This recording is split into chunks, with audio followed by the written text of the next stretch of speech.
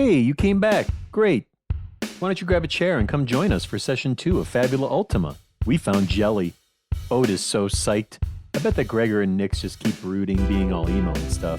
Come on, sit down. Let's jump in. Okay, so welcome back, everybody, to the Thursday groups playtesting. I would say we're playtesting Fabula Ultima, but this is our third session into it, so I think we've kind of crossed over the testing phase and we're in the playing phase at this point. But there are still some mechanics and things we haven't touched on, and the first thing we're going to do is touch on one of those. But before we get to that, because this is all done strictly by voice and not by video, how about everybody goes ahead, introduces themselves and their character, and then we'll move into some mechanical stuff. Don't everybody go at once. How about this? You guys are all sitting on this mountain path from last time. Let's go from the top to the bottom is the order. Yeah, so that would make me, Christian, playing Gregor Stone, the first person. So yeah, I'll be playing Gregor Stone. I'm a knight kind of character, hunter from the city. And I'm Ben. I play Dap, who happens to be a medic, who is also a cat. My name is Meg. I will be playing Nyx, who is a fallen Valkyrie of the Paper War, searching for repentance.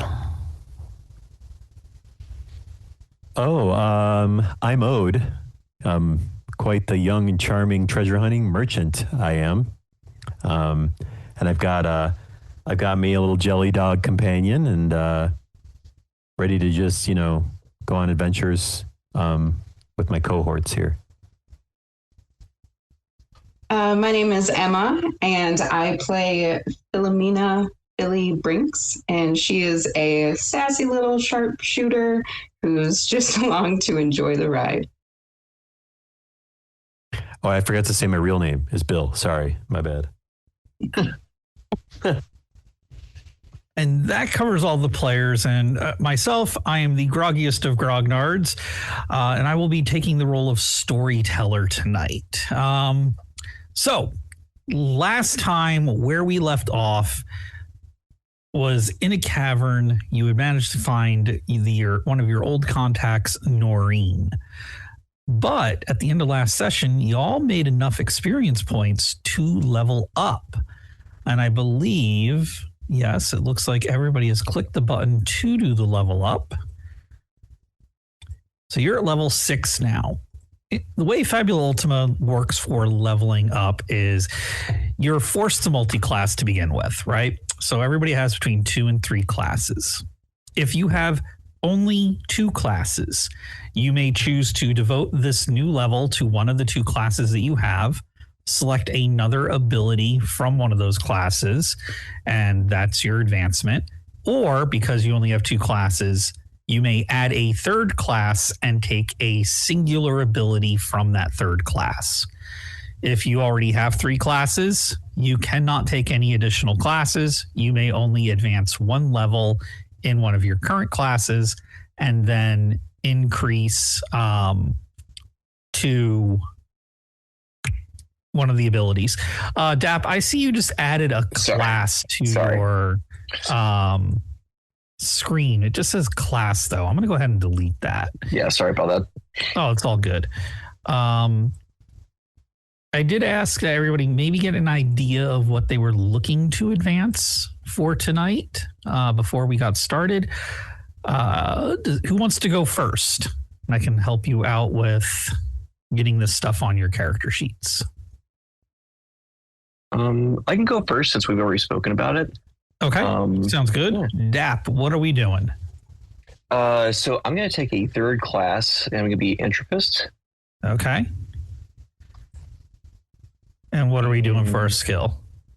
Okay. I was thinking, let's see. I was thinking maybe Lucky 7.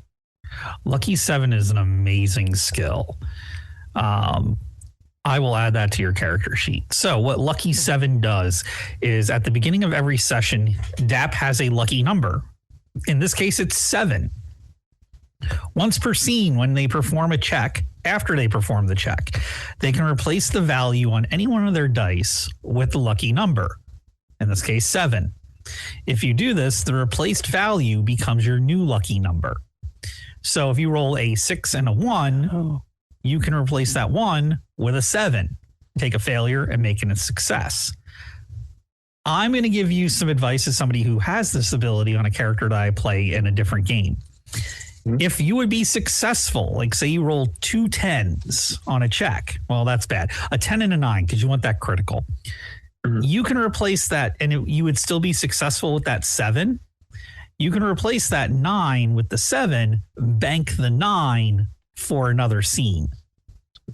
So it doesn't just have to be used when you fail. You can use it when you're successful to kind of set yourself up later to have these banked numbers moving forward. So think both ways with that Lucky 7 ability. It's really good. Really good. Who would like to go next? Gregor can go next. Gregor, what are we looking at? I would like to add I've got Spellblade from Elementalist. I'd like to add another level to that. To Elementalist and Spellblade.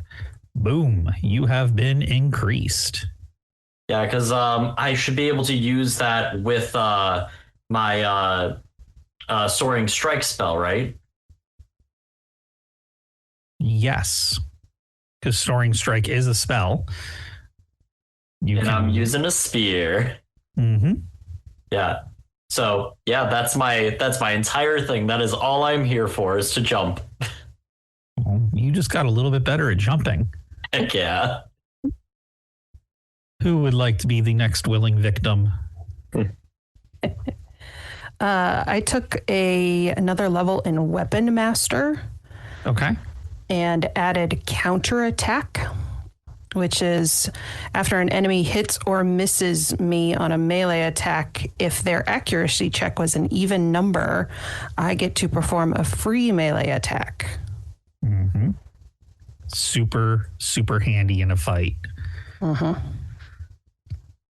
Which, last session I was targeted so much, which means I will not be victim to one single strike now that I have taken this level. Alrighty, next up, who's next? I can go. Okay. Because I didn't really prepare ahead of time, but I was looking frantically in the background. But I think I found something that seems to be worthwhile for. I'm envisioning something really freaking cool in my head when I see this. So I'm Tinkerer 2, right? So I want to level up to Tinkerer 3. Okay. And what I would like to do is I'm updating my fillable file here. I would like to. It's okay. The stars next to the abilities say how many times you can take it, right? That's what that means. That is correct. Got it. Thank you. Potion Rain, please, and thank you, is what I would like to do. Potion Rain. Hell yeah. Adding that to your sheet. I am so excited for that. Potion Rain is really cool. So what Potion Rain does is when you create a potion using the inventory point system that restores a single creature's hit points or mind points, you may have it affect up to skill level additional creatures. If you do, that potion only restores half the normal amount of hit points or mind points to each creature. So area effect potions. Super handy skill. Good choice. And that just leaves Philly. Yeah. So 2 things with my character. First, after we had talked a little bit, I was wondering if it would be okay to swap out that unexpected ally, and I was thinking encourage for the other one. Okay. You can swap it out. All right. I will do that. And then honestly, I was thinking Entropist too, but I was going to do Ritual Magic for that one. Let me go back. That is a cool one. I just asked that you have page 118 of the core book open. That's where the ritual rules are. Okay. That way, in case when you go to make a ritual, we can just quickly go through those what to do's on that. Yeah, for sure. And I'm going to add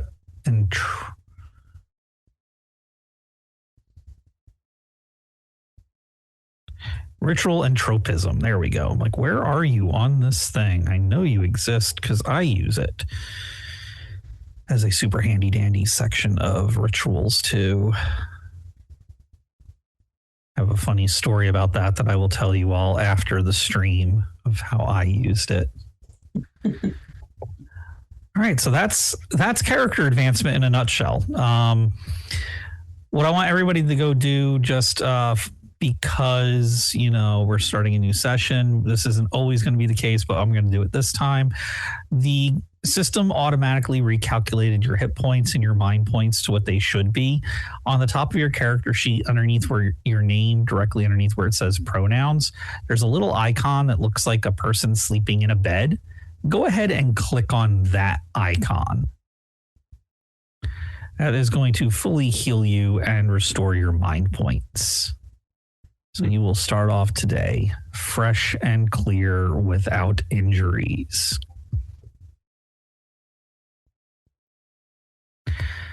Okay, so we got advancements out of the way.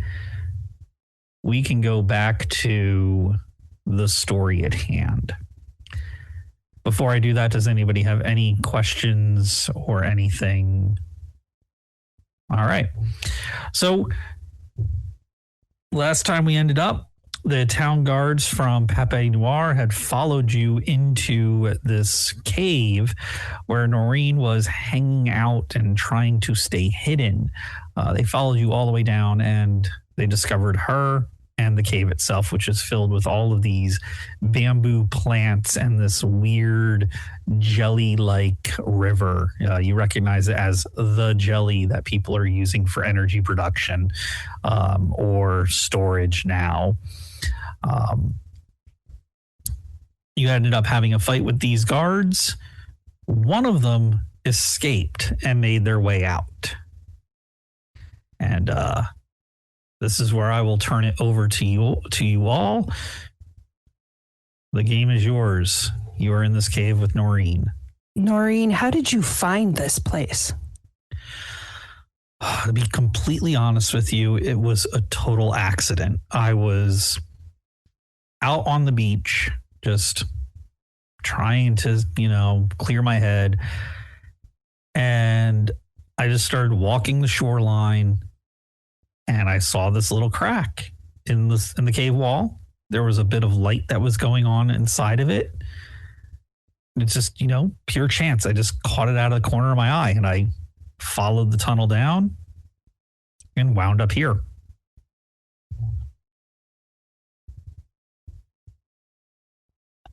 Is this the only one you know of? So far, yeah. I don't imagine there'd be very many places like this, but I also don't see why there wouldn't be. I mean, this is not a unique setup here. It's a hole in the wall cave, and she points up and, there's a couple openings in the top. You not big enough that any person would fall through, but you can see where light kind of snakes its way through some underground fissures and gets down in there in just little tiny pockets. But the jelly itself gives off its own illumination. So it's like this. It looks, what it looks like? The best way I could describe it is if you look at a lava lamp, the way that the gooey stuff inside of that reflects the light. So it looks like orangey lava lamp material.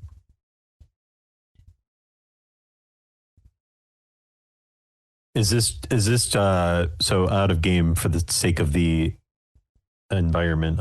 Is the jelly just kind of flowing, or is it in something? So it's kind of free flowing. but it's like almost like a rocky rut, so to speak. Like it's kind of like a river. Think Ghostbusters 2, but with rocks instead of subway tunnel. And the consistency of the stuff, you can tell when it's flowing because it'll hit some rocks. It's not super viscous. It's like jelly, like when you're first making it on the stove, and it's still kind of liquidy, but it's got that viscous consistency, like sort of like pancake batter, like liquidy but ploppy. Right. Yeah. Like you could pick it up and it would stick in your hand as like a solid-ish thing and then just kind of ooze and plop, as it made its way around. Oobleck. You guys see? Yeah. Oobleck. Yeah. You guys see? You guys see J-Dog just you see Ode like try to grab J-Dog as J-Dog runs up to the side of the jelly river area and just like kind of laps up a little bit of the jelly, and it's just like kind of he's wagging his tail like J-Dog get out of there, come on man. So somebody left, right? Is that what happened? One of the guards escaped. Yeah, the last guard ran and you guys let him go. Guys, we probably don't have a lot of time. Noreen, do we know who these people are? Oh, the ones that followed you down? Yeah, absolutely. The ones that had you here. Well, I mean, I was here. I guess I could say they had me here. They had me blocked in. I didn't want them to know that I was here. But yeah, absolutely. They were they're part of the secret police from Pape Noir. They're called the Clips.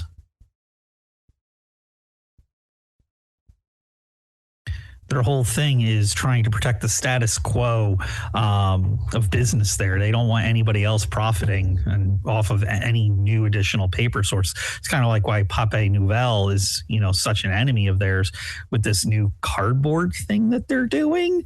It's much sturdier than paper for some of the applications. People would tell you to use more paper, but they figured out cardboard. Well, these plants here, they grow so much quicker than the trees that they fought the paper wars over, that this could completely disrupt the entire paper industry. So the Clips, they have a lot at stake in order to keep this resource from making it to the primary market. If they can't destroy it, they definitely want to control it.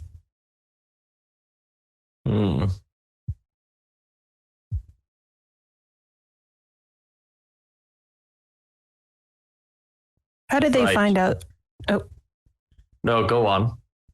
How did they find out about this paper source? Did they follow you down here, or? So when it comes to these plants have long been theorized. We found, in certain caves and different, archaeological records, we found these scrolls and they weren't exactly the same type of paper that we use. And there was always this idea that the ancients had a different type of paper that they knew how to make, and that was lost to history. Everything was always talked about how these ancients, they had this unlimited, constantly renewing source of paper. And if you look at the way we live today, that's not the case. We cut down the trees and they're gone for years. We can't reuse them. Sure, we can replant them, but what does it take? 5, 10, 20 years to get a tree worth anything in size to make more paper? The way it was talked about in some of those textbooks, I mean, you probably thought they were fairy tales growing up when listening to the stories in school, was they could just have paper whenever they wanted. It was they just made paper. Nobody knew how or from what. And so it was all dismissed as fairy tales. So there's always been an interest in figuring out if that was true or not. And the Clips, they're kind of like a secret police, a secret society. They work with the government of Pape Noir. They might even prop up the government of Pape Noir, if I'm right in what I think. people get the illusion of who they get in the office, but it's really the clips that are deciding who gets to run or not and who actually wins when the votes are tallied. You know what they say, he who controls the paper controls the world. Right. As Gregor's like kind of been walking around and just kind of hitting different rocks. Ode, bring out some grenades. We blow up the tunnel. I mean, yeah, but I want some jelly first, man. We need I gotta have a jelly jug in here somewhere. I'm like looking at my pack to try to find like it'd be like a water skin, but it would hold jelly in it. Okay. Noreen says, just be careful with that jelly. We still don't know a whole lot about it, but there was writing in one of the scrolls that I found down here. It's about one of the only ones that, didn't disintegrate when I touched it.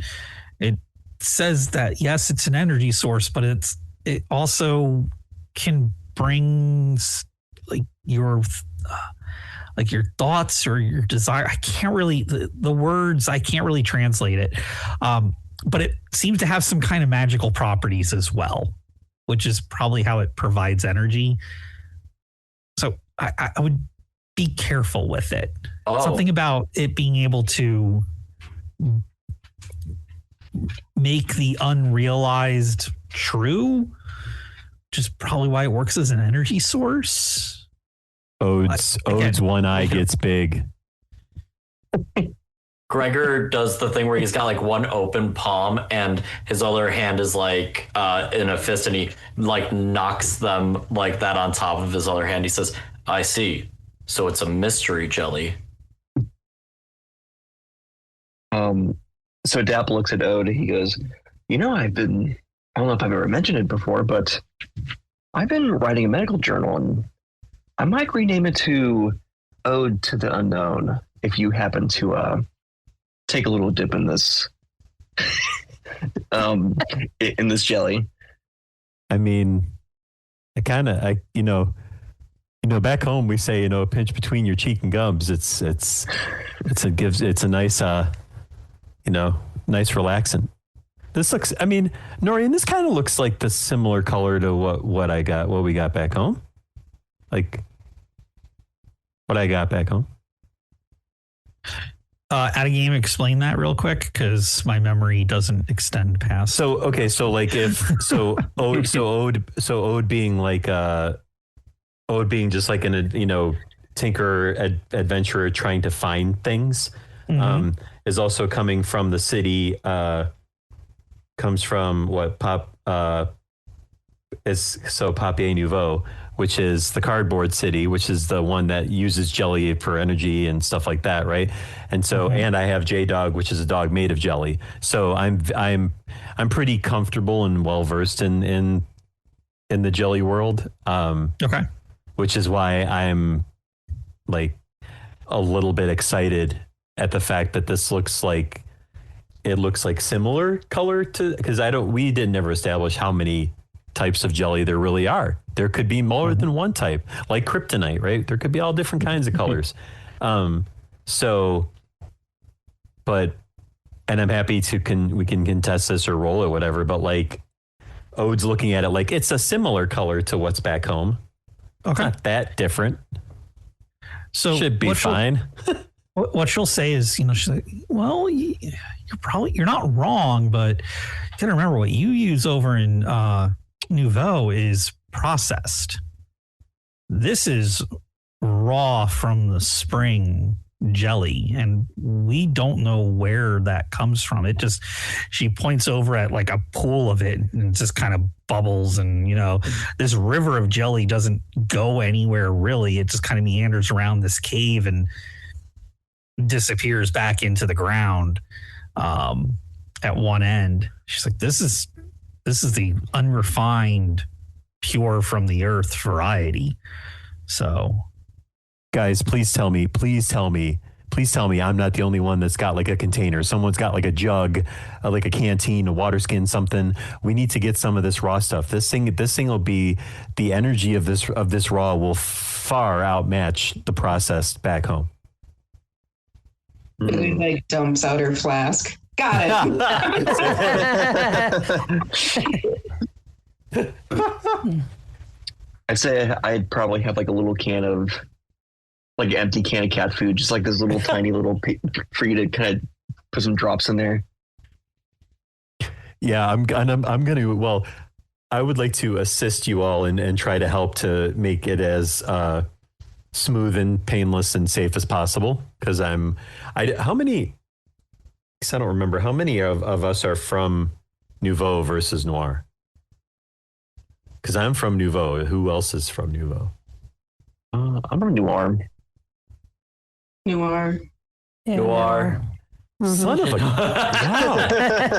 Jeez, okay, Actually, great. no. This actually works out for me. Everybody's from Noir except for Ode here. Yeah. So you're thinking like this is like pure energy, right? Yeah. You probably might know somebody back in Nouveau that might want to get their hands on this. Yes or no? Mm-hmm. Who would Absolutely. that be? That would actually be Clifford. All right, tell us a little about Clifford. So Clifford is so I guess the easiest way to explain it is that he's a lore master, specifically, and he's a big fan of like learning more about jelly, learning about the history of jelly, and is rather familiar with jelly at a level that far exceeds a lot of regular folks in Nouveau. And he's at a point now where he's like trying to understand more about the application of the jelly in different ways outside of energy and how that could be beneficial. So can it help, like cure disease and things like that? Or could it be further weaponized? So he's really just like further studying the depths of its capabilities. Okay. So what are you guys all going to do? What plans are you making here in this cave? I'm getting a bunch of jelly, first off, just saying. So I can do that in the background, whatever. I'm just going to be filling whatever container I have on hand and helping others to fill theirs if they want. Yeah, I'm helping you because I'm quite invested in expanding on my little medical journal. Nice. Yeah, Billy is trying to think about it like, oh man, how can we run this back and forth? Can we make some money off this? So she's going to be helping. Gregor, go on, Nix. No, go ahead. No, I'd like to go last. I was going to say, Nyx very much knows that she's probably not going to be able to convince any of these people to leave it well enough alone to let Noreen decide what to do with this stuff. So she's going to probably take a couple pieces back from the rest of the group and just kind of keep an eye on the cave entrance to make sure that the other guard doesn't come back with a bunch of friends.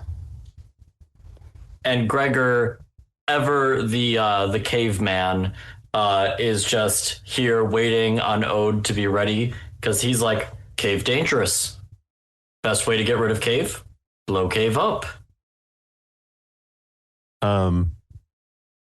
Hey, Noreen, as Ode finishes filling up his like water skin or two of the raw jelly, Noreen, you think we should take care of this place, like blow up the way in here?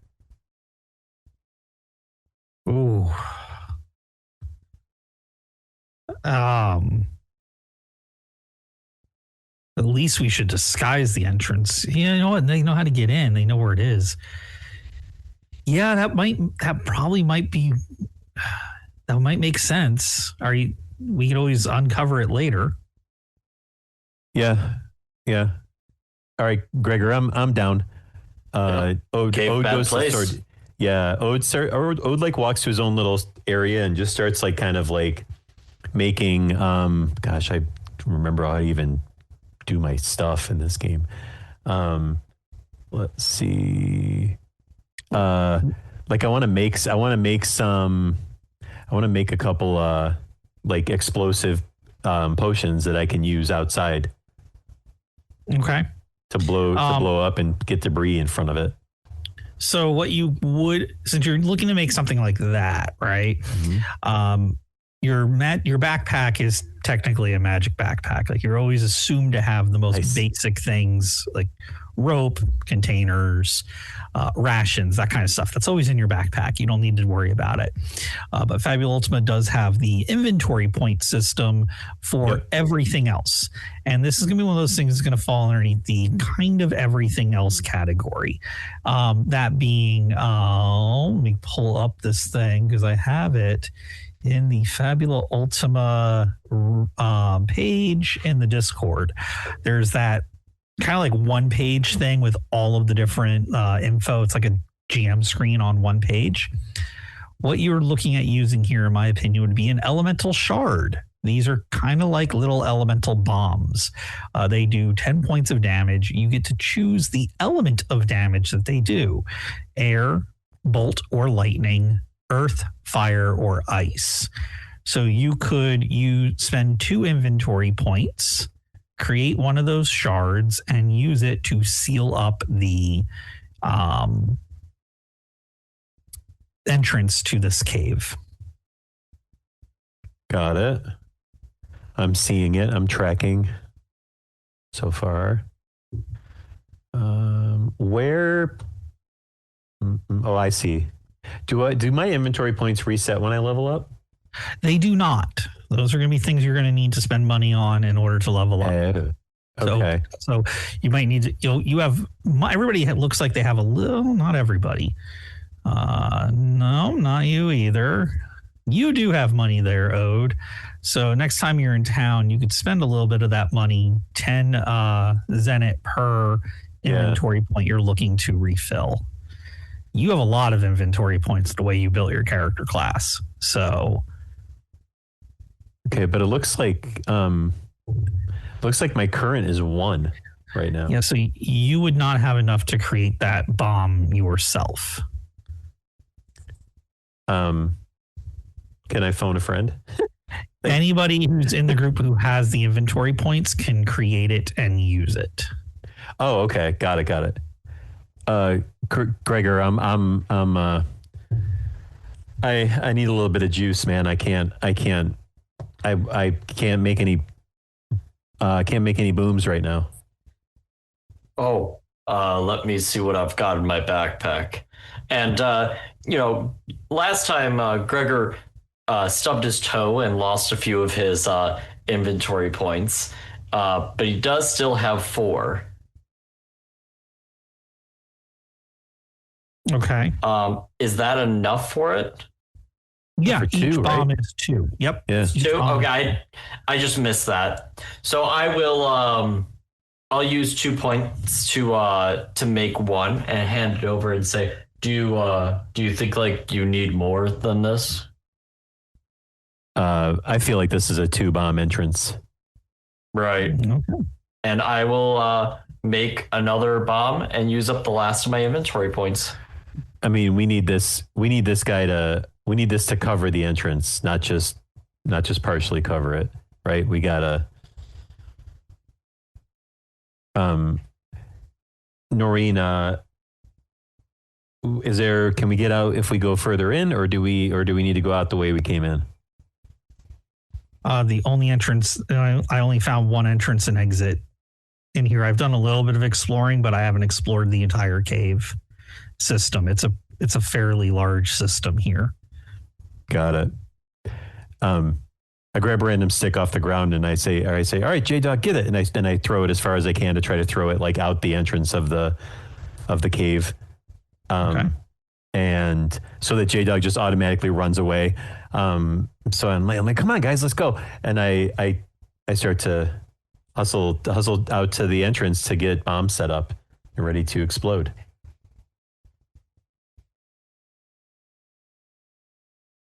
All right. But I can wait for everybody else to come out. I'd imagine like Yeah. I'm a scaredy cat, so I kind of like clawed my way into like the fabric of your back. And so I'm just like like a cat back. I reach my hand behind and try to like push your butt up a little bit to like try to help position you better. I'm like, man, don't. That's a nice vest, man. Don't like come on, careful. He's like, oh, I'm sorry. Just he's so fancy.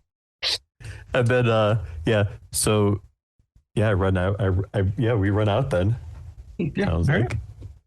The boom goes off when and how you want the boom to go off. Nice. You want me to describe that, or are we just saying it Please. happened? No, please do. Okay. So everybody gets out. I position one at either. Actually, I try to look for little like facet holds to like put one so it's like in the middle, if you will. So if I'm envisioning just a doorway type entrance, maybe a little bit bigger than that, but like in the actual outer wall, I would cram it so it's like torso height, so it's right in the middle, so it's gonna like kind of blow the bottom side as well as the top side and the sides and the actual right above. So it's like trying to get a full sheet of debris that comes down over the front of the entrance. And then so this tech just kind of works however we say it works, yeah? It works however you want to say it works. Wonderful. I'm like, all right, guys. Hey, Gregor, check this out. I just learned this last time I was playing around with these, and I do like a double tap on both of the bombs that are there, and then I run back and I go pew pew, and I do like finger guns, and each one explodes. Ode, I was not aware that you had psychic powers to go along with your bag of tricks that you have. No, it's like a timing thing. It's like I worked it out. It's a routine. Oh, I see. So Yeah. certain times of the day you have psychic powers. Sure, Gregor. Yeah, sounds That great. kind of like looks at this interaction. He just whispers to himself. He's like, "What?" If you guys haven't figured it out, I'm playing him as a himbo. Yeah.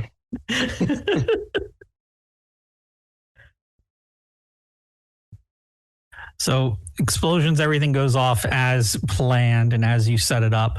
Noreen looks at you as a group and says, if you know anybody that can analyze that jelly and get us more information on it, I might suggest doing that.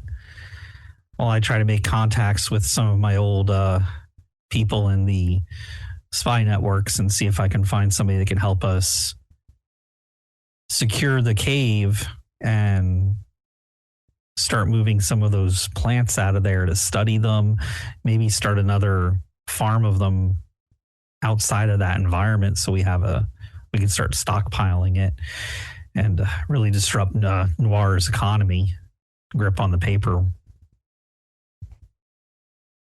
Yeah, screw those guys. They suck. Let's do it.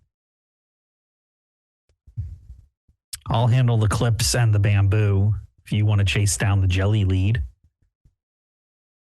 100%. Yeah. Okay. Road trip. Yeah. All right, everyone, get into our car that we established we had last session. Yeah.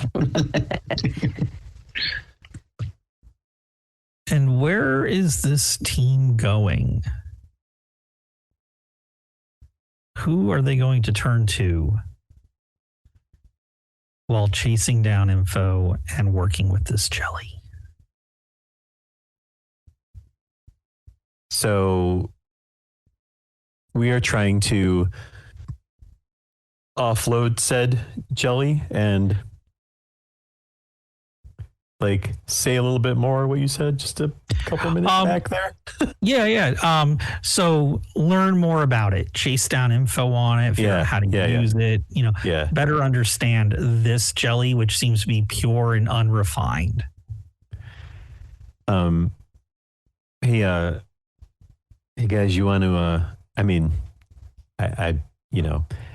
I don't know how often you come out my way, but we could always head over to Nouveau and we could talk to Clifford. Oh, yes, of course we can. Yeah, let's go see what they have to say. Indeed. Who's driving us anyway? I'm too short, so I don't think it's wise for me to do it. If I recall, I think last time it was Gregor. Mm-hmm. I feel like Gregor should be the one to do it 100%. That just tracks. Yeah. No, Gregor gets into the front seat, and he begins driving very carefully through the mountainside. Okay, so this is where we're going to touch on mechanics that we did not touch on in the last session. We're going to touch on the travel mechanic system in Fabula Ultima. So, Dungeons and Dragons as a game, typically when you travel from point A to B, in modern tables, you just have encounters because the DM says so. They have something planned, you're running into it because that was the plan all along. Fabula Ultima handles this a little bit differently. So it's done by travel days. However many travel days we have is a number of dice that you are going to roll once for each travel day. I'm going to assign a threat level between minimal and very high. This doesn't mean that the enemies you're going to be facing are any stronger. It just means the probability of facing something is higher. So, for instance, the minimal threat level areas, this is like in the town, in the city, is a travel roll of a D6. The way it works is you roll whatever die I tell you, one person in the group. If it is a 1, you make an unexpected discovery. Unexpected as in the fact that this is not written down anywhere and I got to come up with something on the spot, or you got to tell me what you found that makes sense for where you are. Anything that rolls a 6 or higher is going to lead to an encounter of danger. An encounter of danger doesn't necessarily mean that you're going to be fighting enemies, but that's very common. What happens, it could also be an environmental hazard that you have to deal with. Anything other than a 1 or a 6 or higher on the die is a completely uneventful trip through that travel day. So, being that you are going to be traveling to Pape Nouvelle, right? Yes. Yeah. Okay. Yep, that was correct. I'm going to say that is 3 travel days away. Just because I want to get a varied amount of rolls here. I want to have you roll a couple different dice for this. The first area is going to be countrysides. Well, actually, no, you're in the mountains and the sea. Like you're kind of in the bad section of town, so to speak. Like you're outside of town, you're deep in the wilderness. So for the first travel roll, whoever wants to hold fate in your hands, give me a roll of a D12. This is a high threat area. Also making it high threat because you just recently had a fight with the Clips and they know this area and where you are. I think driver picks the radio stations and also gets a first roll. No whammies, no pressure. So Gregor, give us a roll of 1d12. Bueller. I am just trying to remember where the dice are. Oh, just in the message area, just type /R space 1d12. A 5. 5, nothing happens. You have a rather uneventful day. I'm just going to do this real quick. Your screens might blink. Did you all blink a little bit? Yes. Black screen. Blank mine screen. is. Give it a second. Yeah, it's coming. There it goes. All right. Loading. Now, if you look down below, you will now see that I added a dice tray underneath the messaging. Yep. Oh, nice. Cool. I forgot to do that over the time we haven't played. My bad. But now you can click on those. Okay. So the second day, you're getting closer to Pape Nouveau. So we're going to knock this down to a medium threat level area. So give me a D10.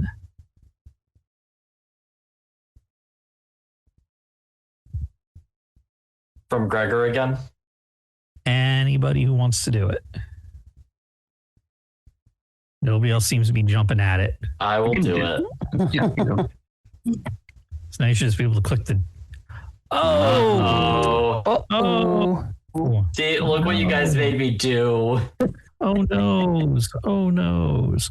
So I'm going to get this set up real quick. You are traveling through. Tell me what you're traveling through. Is it a forested area or is it kind of like the grasslands? This is a actually, yeah, I would say it would be like a forested area. Because it's our second of 3 days of travel, right? Yes, sir. Yes, we're in the large forest between Papier Nouveau and Nouvelle. Okay. So we are there. I'm going to go ahead and I'm going to just put you on this in the same order. I will say to Gregor, as we're kind of like driving, I'm like, this is actually going pretty well, Gregor. Like, good job. Like, this is way better than I thought this was going to go coming out of the whole situation. So good on you. That's what you say every time I drive. You are right. Yeah. And that's exactly when, and then we crash. Dab, every time. I'm going to go to here. Dab, you got me doing the crash that we do every time that you say that. You know the crash. You always jinx it. Right. Oh, you know what? I like these better. This will be a little bit more fun for me to describe. 4, 5.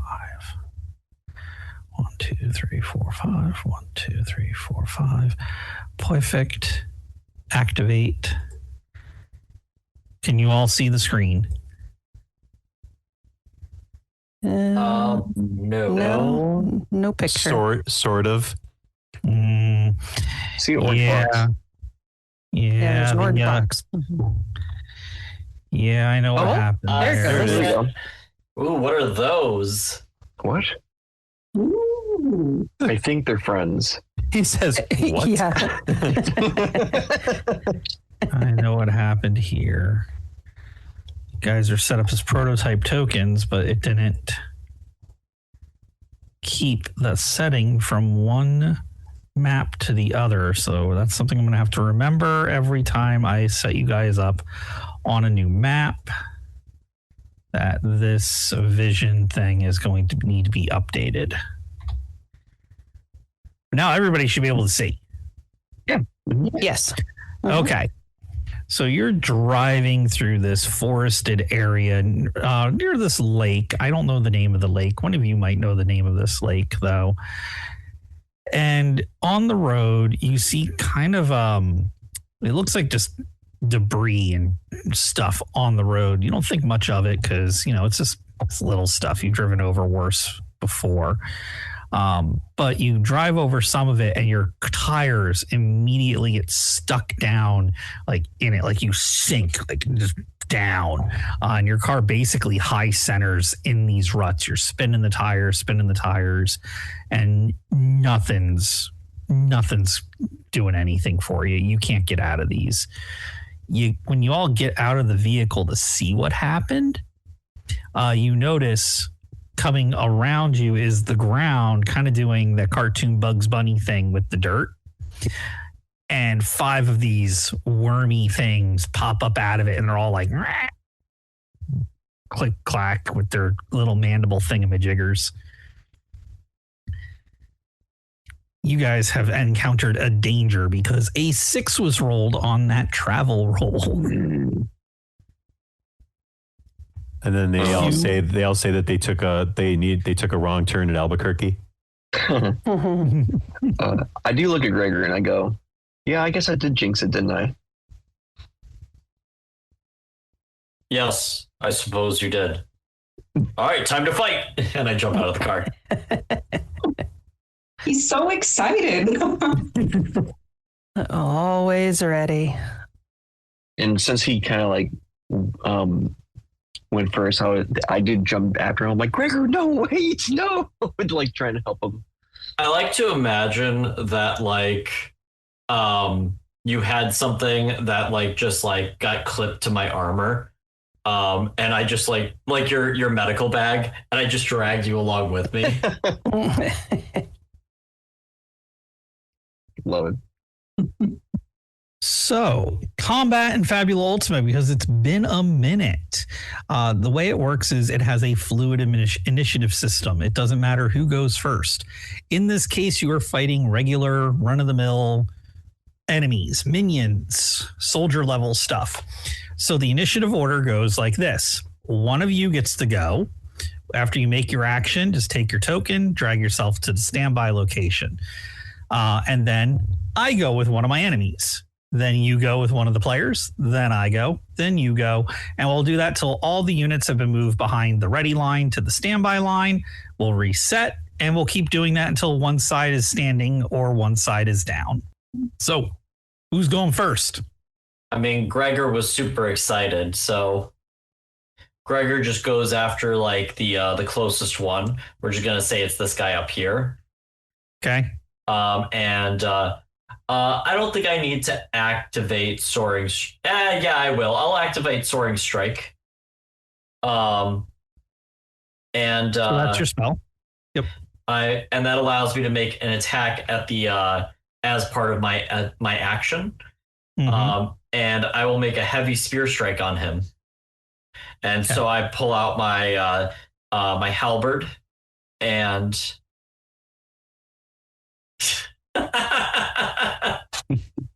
2. Not only that, not only did you roll a 2, but you rolled what is known as a fumble. So a fumble gives me an opportunity. Do you remember that image I had you guys looking at on the Discord? Yeah. Yeah. Okay. In the center, if you get a critical success,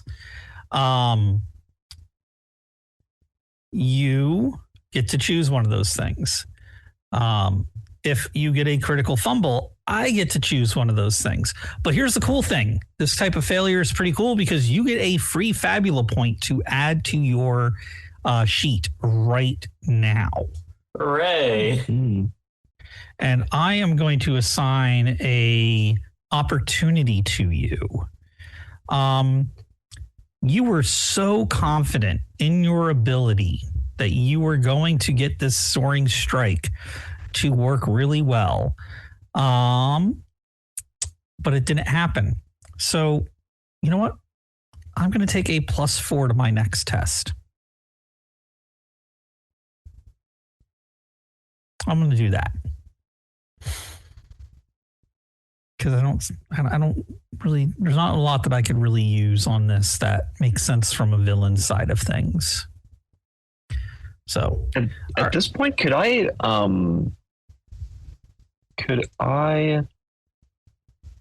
do, what is it? Am I trusting you?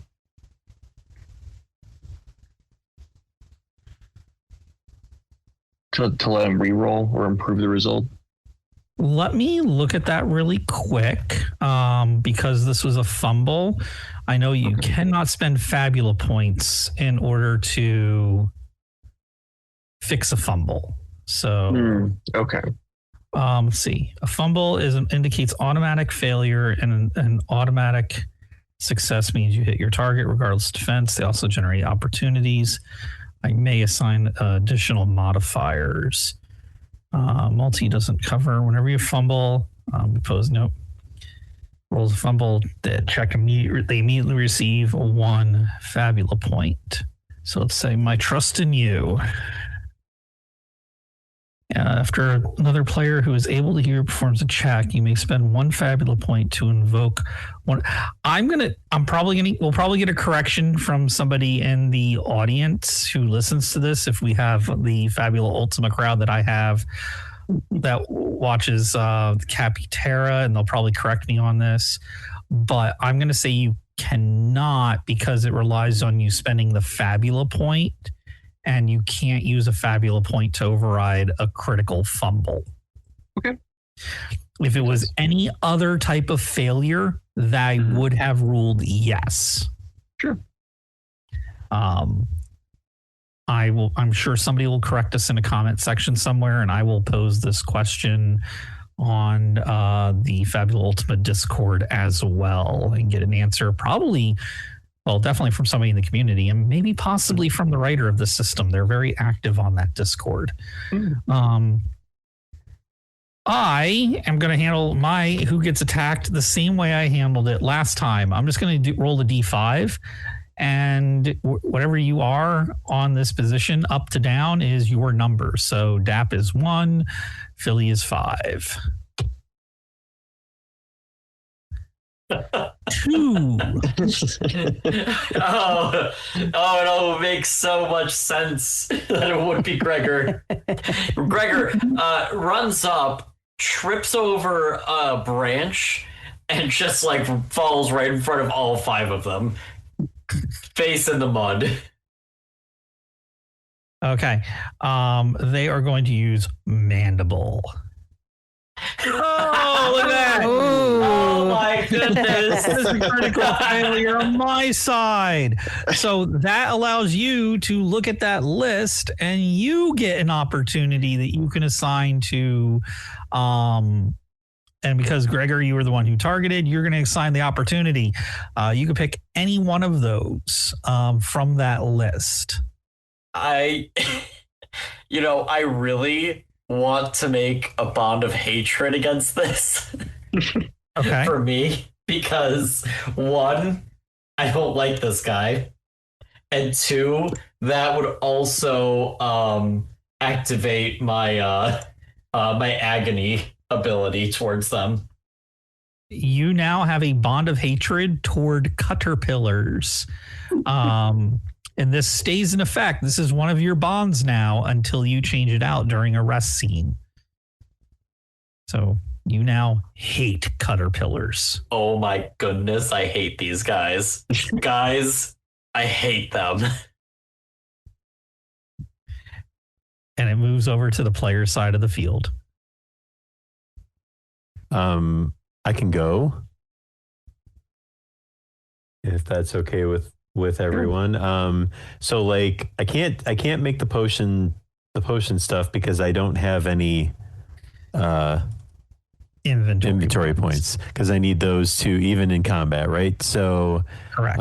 Which means I am going to use my handy dandy chain whip upon one of these guys, and that is, which do I click for that one again? On your character sheet, you would just click the word chain whip underneath where it says favorite on the front page. Got it. Okay. And we were looking at hitting a defense of 8. Looks like I got a 3. So that's a miss. That is a miss. The dice are not in our favor tonight. So then I go back here. That was almost another critical fail too. Yeah. Gregor, you jinxed me, man. You jinxed me. All right. Philly, you're up. Mandible slash. Oh, Oh, man. that is a critical success. What is going on tonight? Philly, you take 13 Not poison great. damage. Not great. Oof. Oof. All right. I am actually going to do a affliction for my critical success, and I'm going to apply it to Gregor, and I'm going to give you dazed, shaken, weak, or slow. I'm going to give you dazed. That's going to drop your insight for this battle to a D6. And don't worry, I already set it up, so it's part of the automation.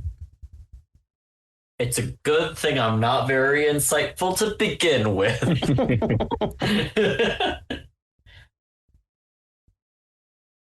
All right.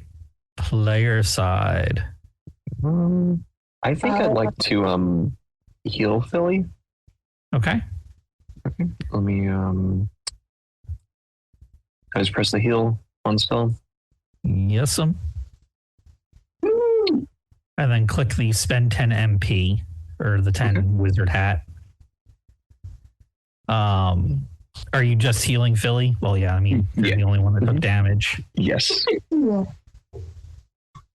So, Philly, you recover 40 hit points, 40. Yay. Thank you. I didn't want you to start off the fight with less than optimal odds. Let's see. It should just be back up then. Should bring you to full at this level.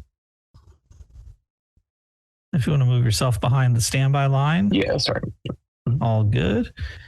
We're going to do a mandible slash to...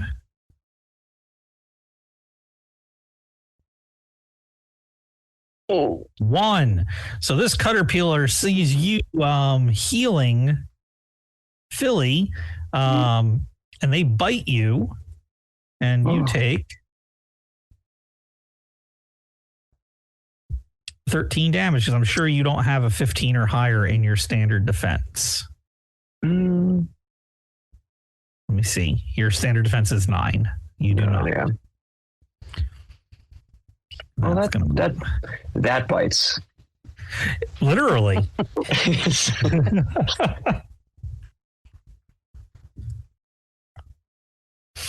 And it's a player side.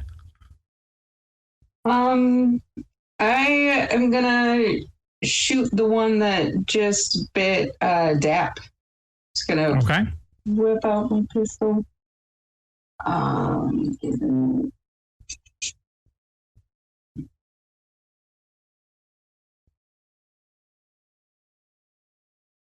They have a standard defense of 8. You have hit them.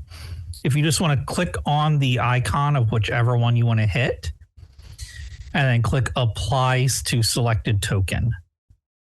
Oh, okay. Click down. That.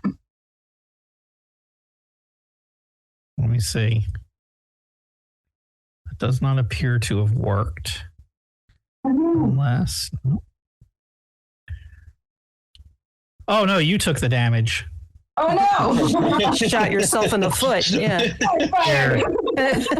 I'll fix that. Thank you. I will.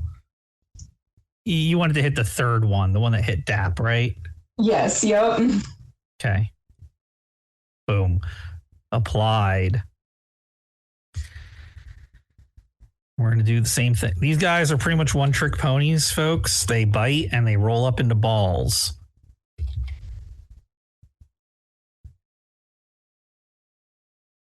Oh. He won't bite Odie, but Ode. Oh, man. He's going to try. Ho! Look at that. Another crit. Jeez. Ode, you take 11 damage. I'm going to inflict another status effect because I don't really feel like I should be giving myself +4 bonuses with the way the dice are rolling. 1, Dap, you are going to take a status effect. I am going to give you I'm going to daze you as well. You're just torturing this little cat. And I want to move you back. Sometimes the dice giveth, sometimes the dice taketh. That leaves Nyx up, ready to go. I think at this point, Nyx is the last one out of the car and sees that all of her friends have basically bid it at the beginning of this battle. And she's just going to unleash Ignis, the spell. Okay. How many are you targeting? So, I'm gonna do all 3. Mine as well. So then how do I set this off? So just click on Ignis on your character sheet. Mm-hmm. And then each target hit by this spell suffers shaken. And then how do I apply to select? I'll apply it. That way it doesn't like go weird again. But yeah, if you just click the like if you open your character sheet, there we go. There it goes. Okay, I had to click the icon. Versus their magic defense of 9. Mm-hmm. The Caterpillar's magic defense is 6. So that does hit. Great. You are applying it to how many? 3. All 3. Yep. Okay, so you're going to remove 30 mind points from your total. So I'm going to apply to the first one. Mm-hmm. Second one. Third one. Your fire spell appeared to be super effective. Mm-hmm. They're vulnerable to fire. Good to know. And then I will take my last one here after I roll the dice. D5. 5. Philly, is your physical defense an 11 or high or less? Or less than 11? A 10 or, yeah. Look at that. Defense 11. So it does not exceed your defense. Therefore, you do not get hit. And that's going to bring everybody back to ready. One player go. I'd like to get revenge, if that's all right with everyone. Do it. Yeah, so now that we know that these guys are weak to fire, I would like to do another spell. I'd like to use Elemental Weapon and make my my spear fire. Okay. And then attack this guy that's already damaged to just try and take him out. Hold on 1 second, please. You imbue a weapon with elemental energy until the spell ends. Chosen damage type equipped. So that is going to be your action for this turn. But you can perform a free attack with it as part of the same action. Oh, I missed that. Okay, my bad. But with a free attack, remember your high roll counts as 0. I'll explain how that works when you roll the attack. Yeah. It's Soaring Strike. Sorry, I clicked that just to read here on this one. Yeah, Soaring Strike, that's a free attack as well, but that allows you to... Okay, so yeah. Go for it. Roll your attack. That is a hit. Nice. That would normally be 20 damage, but you said you moved it to fire. Yes. So that would be 40 damage. I'm just going to go ahead and I'm just going to apply that to the selected token. Yeah. Which one are you hitting? That one. This guy.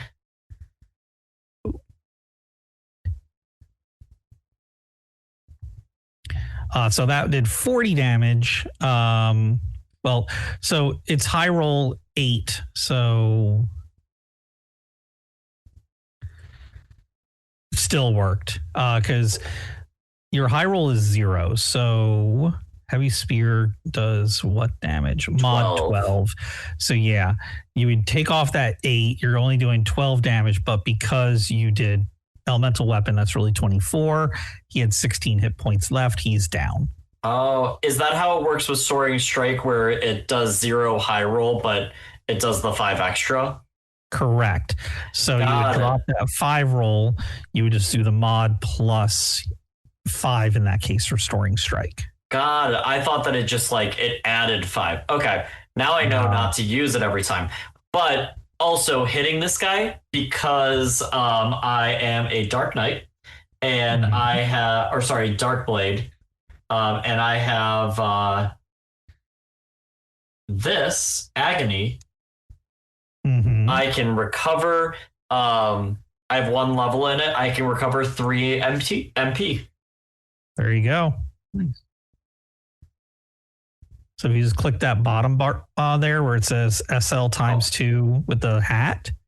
Oh, the times. Oh, it's times 2. Okay, so I get 2 back. You have 1 point.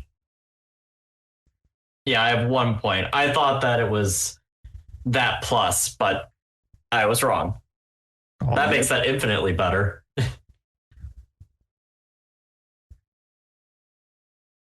Next one is going to take a nip at number 3, mainly because you used that fire spell and that really, really hurt it. So it's going to nip at you. It has an 11 versus your regular defense, which is 9. 9, yep. Mm-hmm. So it is going to it's going to bite you. All right, player is up.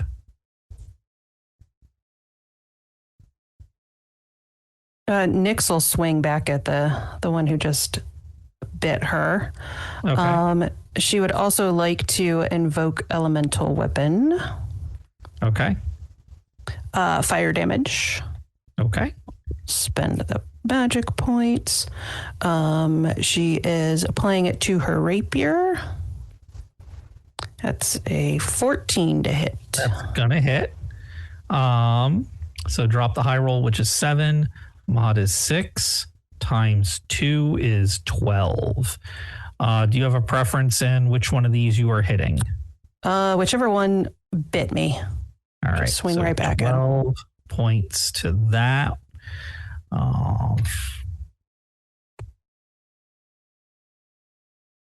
So it ain't dead, but it ain't happy. It definitely in crisis.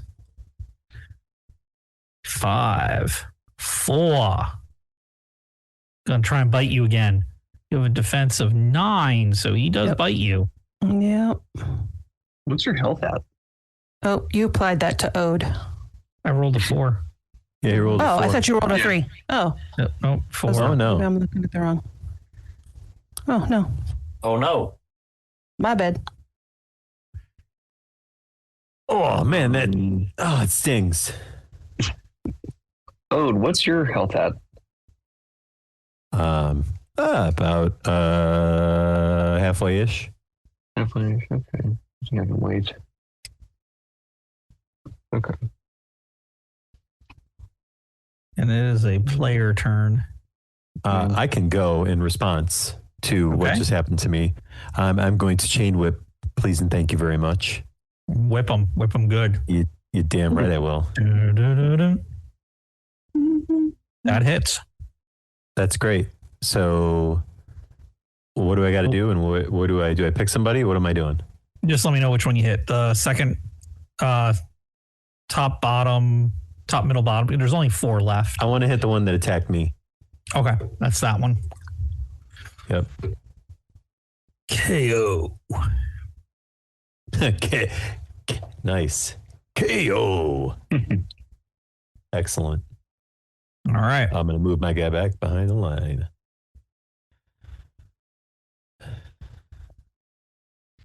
Seeing its friend go down, one of these caterpillars is like, I'm going to bite you. but he doesn't. Like he like lunges at you, and he does the whole like misses. I just sideswipe. You sidestep right at the last moment there. I don't think so, pal. Philly, would you want me to encourage you? Oh, sure. Yeah. So that means if I spend 5 MP points, or like on you, you can choose an attribute, correct? And one die will be one size higher until the next turn. Okay.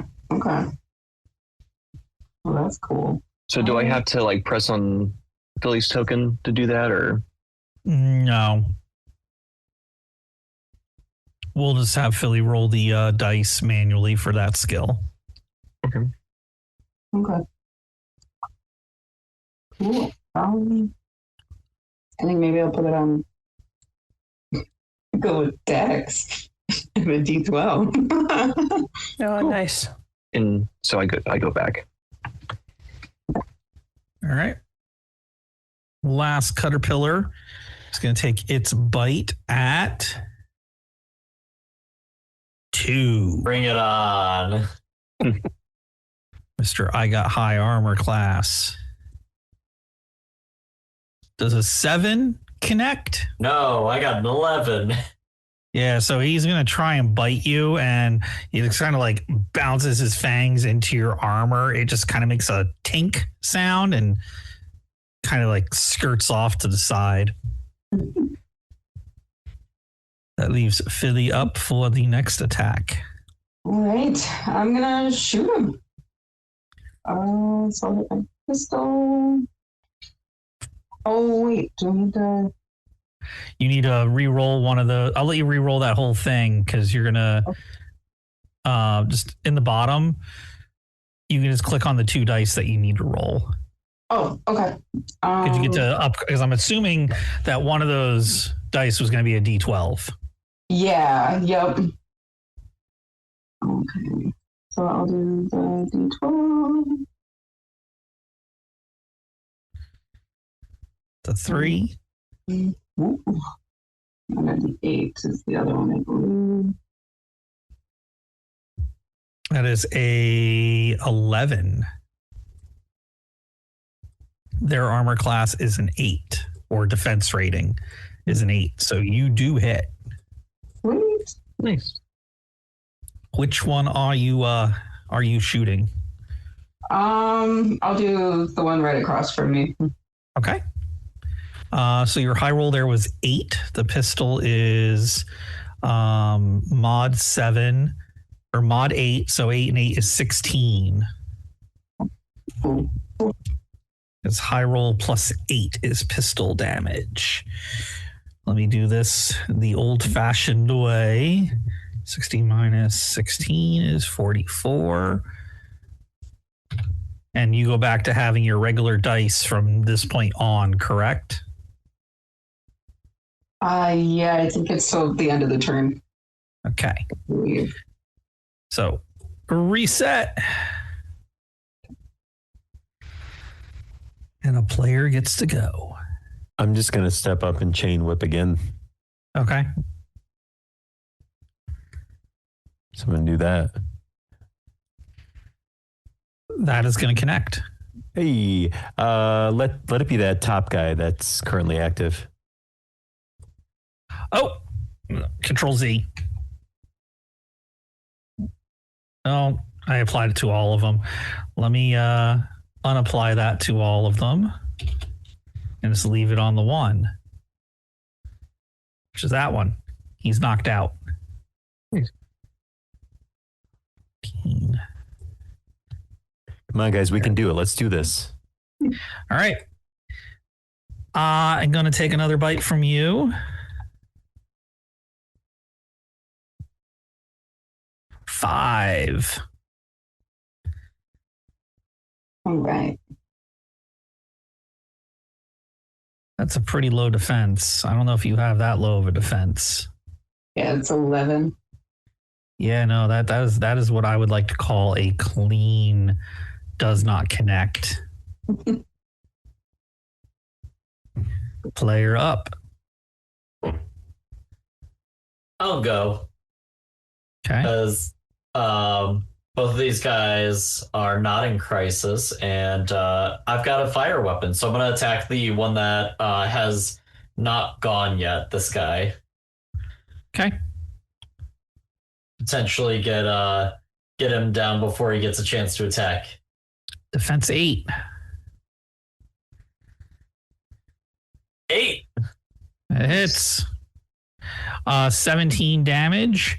So I'm going to go ahead. I'm going to click the button once. You said the very bottom one, correct? Yes. That's once. It is still a fire twice. weapon. Yeah. Yep. So Clicked it twice for fire weapon. perfect. He is not dead. Dang. Well, he's in crisis. That's what that little exclamation mark means. And he's going to flail wildly, swinging those mandibles around. And hey, look at that. They're coming right at you. Look at Before that. he does that, I just got to make sure I do this. Oh, I get yep. my 2 MP back. Mm. All right, bring it on. Mm. No, No, 6 does not hit me. does not. All right. That leaves 3 players. Each of you get to take a turn. I'm out of turns. Ooh. Do either you two want to encourage? Do you want one? Mick? I've already got a bump with my fire rapier, so I can give it back to Philly again. Okay. In my turn. Okay. It'll take away 5. I will do Dex again. Thank you. Okay.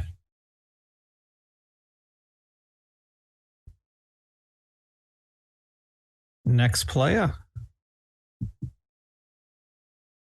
Yep, go ahead. Okay. I was just going to fire at them again. I'll go at number 5 down here. Okay. D12.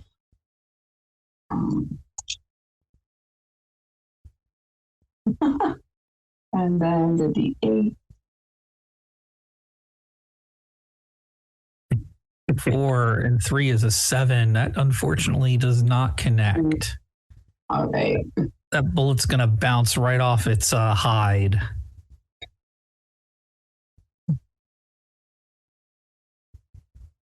I think that leaves just Nyx up. Yep. She will swing her rapier again. 8. Or no, 10. 10. Yep. 10 is going to connect.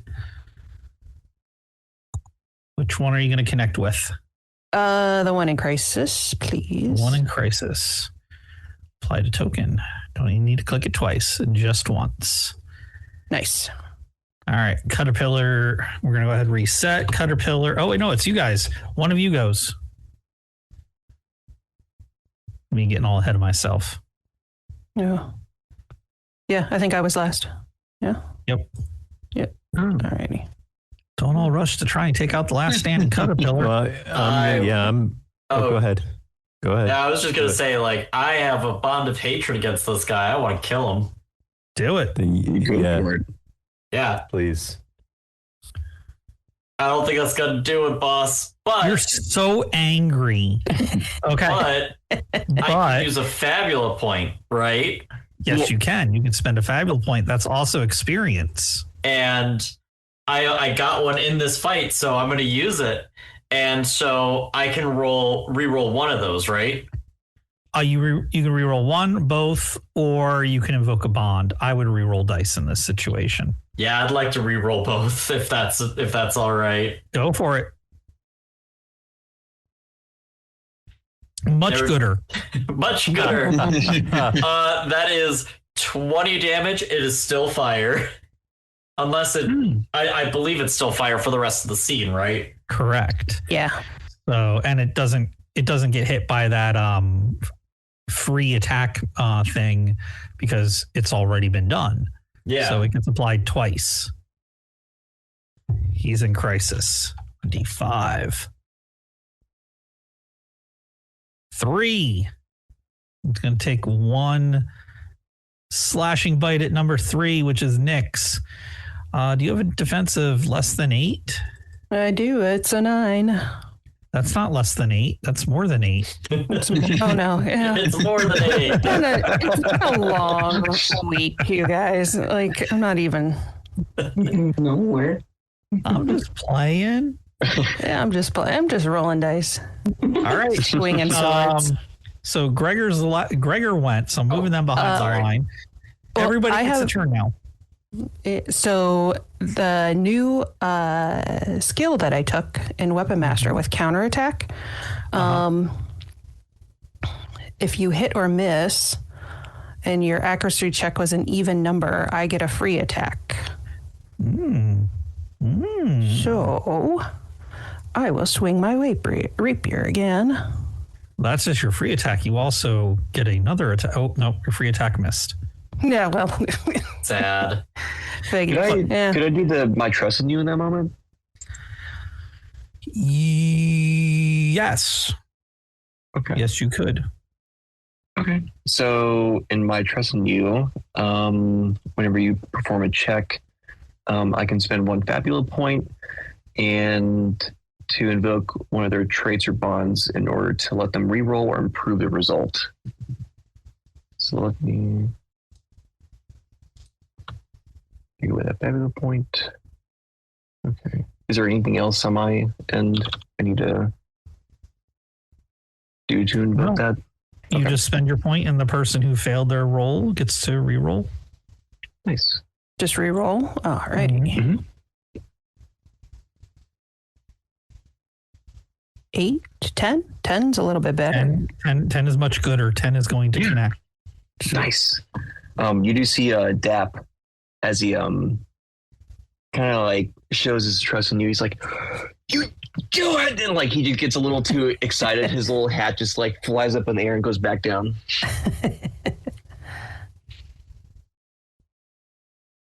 Okay. So that is 10 points of damage. But you have fire, so that is doubled up. Yep. Mm-hmm. And it is Yes. KO'd. Nice. Caterpillars down. So you guys managed to end the threat of the burrowing worms that have trapped your car on this road. Let's go. Taking the car. Go on. I was just saying, let's go. But Okay. I imagine we had to like get that out of the little message center, right? Yeah, you'll have to get the car out of the ditch, but I mean, it's a non-stressful situation. Okay. There's 5 of you here. Well, one of you is kind of useless in that regard, and that's Dap. I mean, they're not going to be doing much pushing the car. I can sit encourage on the them. hood. Yeah. Yeah, Like a hood ornament. Yeah. I can purr. they're that friend that sits in the driver's seat steering and swears that they're helping, but you know, standing on the brake the entire time. Mhm. But yeah, you're able to shove the car out of this ditch really easily and get back on the road. That was day 2. You're nearing Pape Nouveau. This is a low threat area. That's going to be a D6. Anybody wants to click that D6 and hit the button? I'll take care of this one. You don't want a D. You don't want a 6. Since you're close to home. And then hit the okay. Hey. 4. So you didn't get a discovery. I was kind of hoping to get you 1 day of discovery, 1 day of danger, and 1 day of smooth sailing. But Sorry guys. The dice, they wanted to tell a story, and that story was you had 2 days worth of clear sailing. When you first left Pape Noir, you got into a rather dangerous situation with some overgrown worms on day 2. And day 3, you are pulling up the main drag up to Pape Nouveau. You're pulling right into town. What are you doing? So I want to take a moment to describe Papier Nouveau to everybody briefly. As you just hit the crest of a hill, and then it flattens out, you see before you the start of the city of Papier Nouveau, and it is it's a lot of earth tones, and there's certain buildings that are trimmed with like it looks almost like the neon light, like the light strip lights, right? But it's like being lit up by jelly running through these little tubes, almost like they're lights, but it's just the jelly running through it, creating that's generating the energy. And it's very hustle bustle, but everybody is like very bohemian in their garb. Like it's the complete polar opposite of Papier Noir. It's like dark, gloomy, gothic vibe as you approach this city that just gives a feeling of just warmth and welcomeness, probably mostly to Ode as it is home. Guys, we're here. Clifford's just like he's about a mile or so in the city.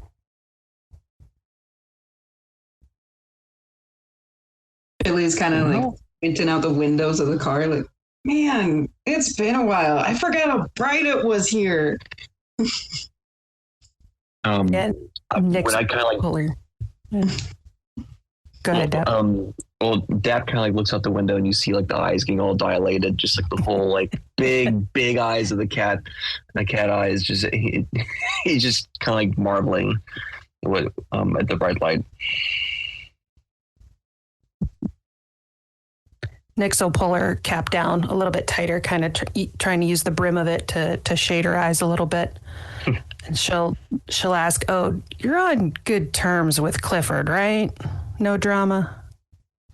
Clifford's my man. He's my guy.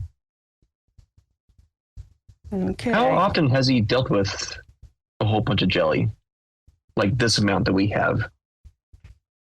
Oh, this is nothing. Nothing. Okay. No, but it's nothing outside of it probably being new to him, because I don't think he's seen this. I don't think he's seen this type before. Okay. I mean, Nyx, I don't know why you don't believe me, but it's cool. I mean, I wouldn't bring. Would I bring us all to Clifford if him and I were going to start fighting? I'm not going to do that. She's just going to look at you like, really? Of course you would. Well, this is a roll my eyes. Your eye. Yeah, roll my eye. Well, I'll keep the pun going.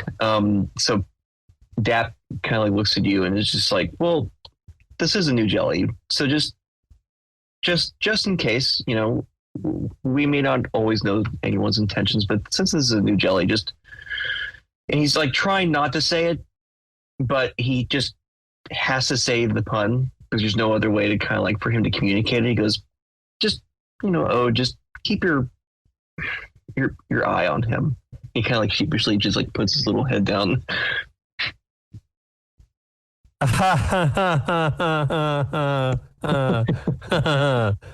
You're so funny, Dap.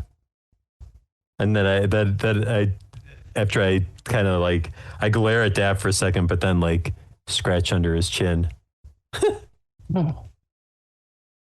don't know how I feel about that because I don't know if we've established if cats. You've hung off my back. So I mean, I feel like you deserve a pet for because you're a cat. I'll accept it.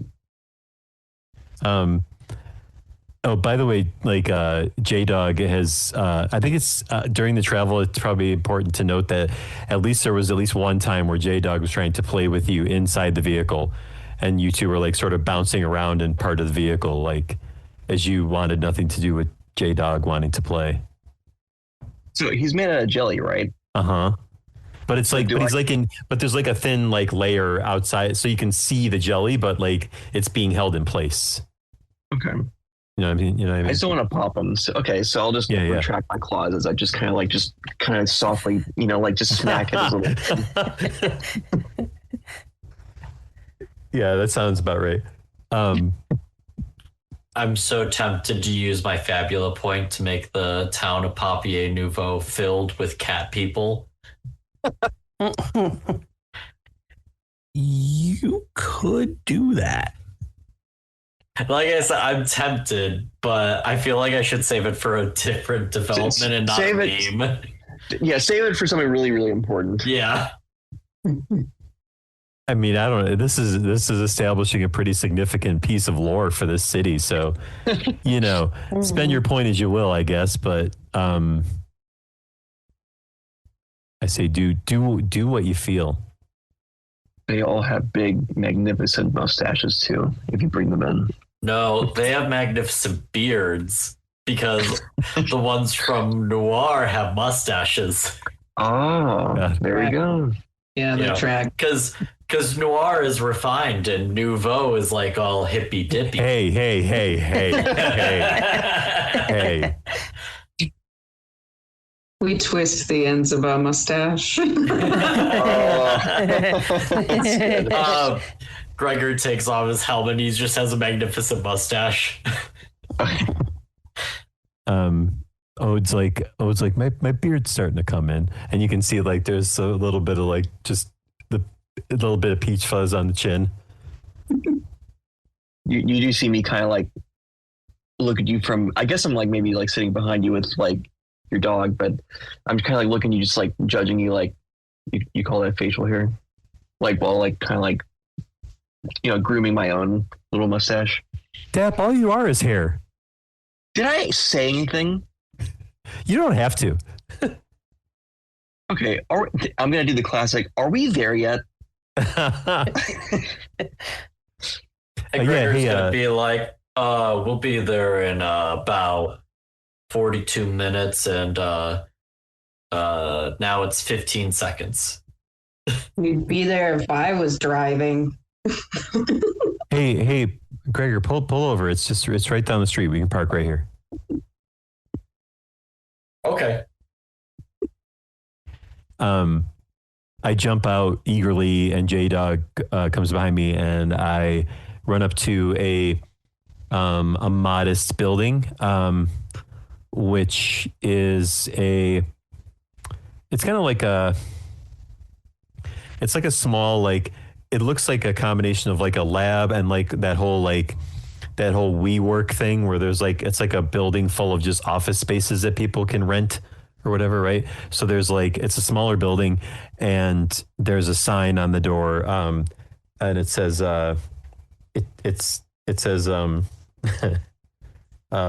Clifford, no last name, Clifford Jelly Sommelier, and that's the sign on the one of the signs on the door. Yeah, it's What is- Clifford, the big jelly guy. Clifford Sommelier. Yeah. Okay. I like that reference.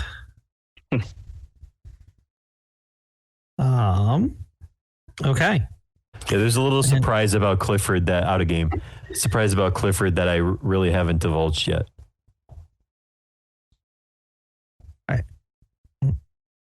Okay. I'm going to wait for that one because Yeah, we'll leave that there.